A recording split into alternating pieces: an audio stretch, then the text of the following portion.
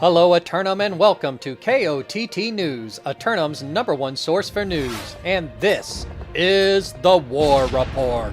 Dynamic changes in the history of Eternum last night as 3 great houses fall and 1 newcomer start making a name for themselves. KOTT News caught up with the victorious offenses throughout the night, starting in the deep forests of Brightwood. Congratulations on your victory here in the deep forests of Brightwood, over in 15 minutes or less. Would you care to take us through what went down out there? Well, John, I just felt like our army is super strong, and we came out and played our A game tonight. I mean, everything was on point, each position, everybody was playing their role excellent. The comms were great, and we're just going to keep improving. I think we're only going to get better. Do you have greater ambitions to continue spreading across the island, or do you think you might be getting yourselves a little too thin? I never think we're getting ourselves too thin. I mean, if we could own every piece of territory, we probably would. But like I said, we're just going to keep pumping through it, and I think our army's only getting stronger. We're all synergizing off each other, and it just feels good, you know.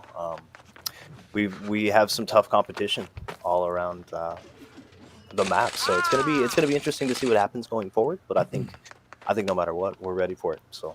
Almost immediately, KOTT News were dispatched to First Light, where Soju Gang won this round and had a few things to say about it. Congratulations on your victory here in First Light, toppling the reigning Spice Lords to become the reigning Spice Lords. Took nearly the entire 30 minutes. Would you care to take us through what happened out there?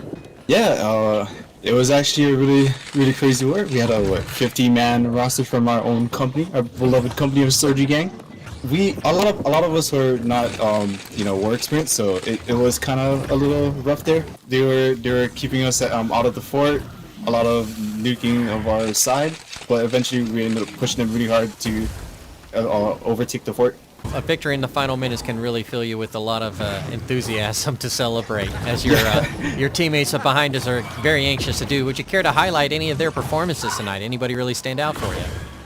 Yeah, I would like to call out Ludacris on his temptation of not using fire staff for the war and sticking to VGIG.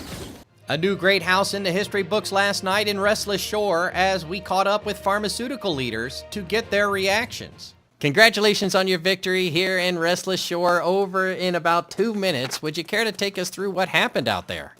We just put together a good war plan, me and our councils. We did a really good job today. Indeed. Well, was there anybody out there who outperformed themselves tonight, or was it over too quickly?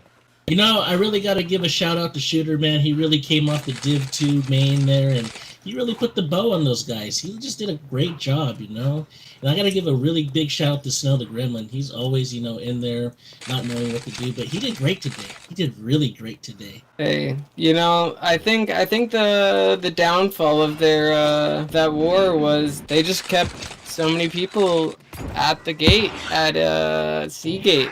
So you guys were pushing through more than one gate, I presume, right? Yeah. We had one group at the left gate, and they had 10 to 15 people there, so the whole time, and just let our army run through every other gate. Having taken the hamlet in such rapid fashion, do you have any greater ambitions for the island? Not really any great ambitions. Our number 1 goal here is to free Bo. Our member is still stuck in YGG, and I need to raise awareness to everybody that's out there. We need to get our man Bo out of YGG. Let's free Bo today. Let's free Bo. Free Bo, Hashtag free Bo. Civic leaders retiring to their chambers immediately after the fight in Brimstone Sands, exhausted from defending inside the keep for the final 15 minutes. However, KOTT News did catch up with the champs after their victory in Everfall. Congratulations on your victory here in Everfall, making it 5 straight holds for the heavyweight champions of Eternum. They were able to get you down to a 50-50. Would you care to take us through how difficult the challengers were tonight? Well, we were down 10 players. Some of our soldiers chose to go to our start and just got farmed there. So hopefully they don't do that again. But I wanted to say all the companies that are not ready to fight Strawberry to please push a different territory, because those wars are kind of boring. So appreciate it if they don't attack us or deck on us. Just let the big companies come here and fight. Appreciate it. Fair warning to would-be challengers to the heavyweight champions. This is the region where the big boys come to play. Was there anybody out there tonight who really outperformed themselves in all the skirmish? I would have to say my healer, Avo. he was running Detonate as a healer. I don't know if he's alright, but kind of crazy. Turning to the weather again today, and it looks like another beautiful morning all evening long with only a 20% chance of corruption invasion springing up well into the late night. 3 roster submissions for Simulated Fantasy Combat Resolution tonight, brought to you by LARPco. Remember, if it isn't LARPco, it's cardboard. First up, the Syndicate Forces of Pharmaceutical attack the Covenant converts of Most Wanted for control of the primary oil reserves of Weaver's Fin. Quickly setting up an assault camp from their staging grounds in Restless Shore, pharmaceutical leaders immediately begin their next offensive to expand their empire. The Great House of Most Wanted has set its mind on defending the peat moss bog of the Fin from all intruders. They'll do whatever it takes to retain control of this delicate ecosystem. Later, the Zealots of Outcast assault the vault of JDB's kitchen in their attempt to steal away the island's financial capital of Windsward. Outcast forces get set to expand their flock in the central corridor, and from there spread the word of the spark throughout the land, and they're going to need the funds of Corinth to do it. It is unknown what preparations, if any, are being made by DBZ's kitchen, but after their capture of the hamlet 2 days ago, they made it known that they would be committed to holding it.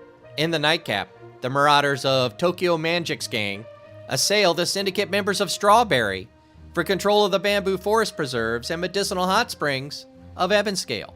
The newcomers of Tokyo Manjik gang make their way into the bamboo, stalking the nobles of the region. But if they win out here tonight, they'll make the entire island take notice. Strawberry forces made themselves clear last night, as reported here on KOTT News. They don't think anyone who isn't ready for simulated fantasy combat on this scale should even bother declaring. Be sure to tune in for complete coverage and reactions from the citizens tonight at 11. Until then, this has been War Correspondent JChalant, KOTT News.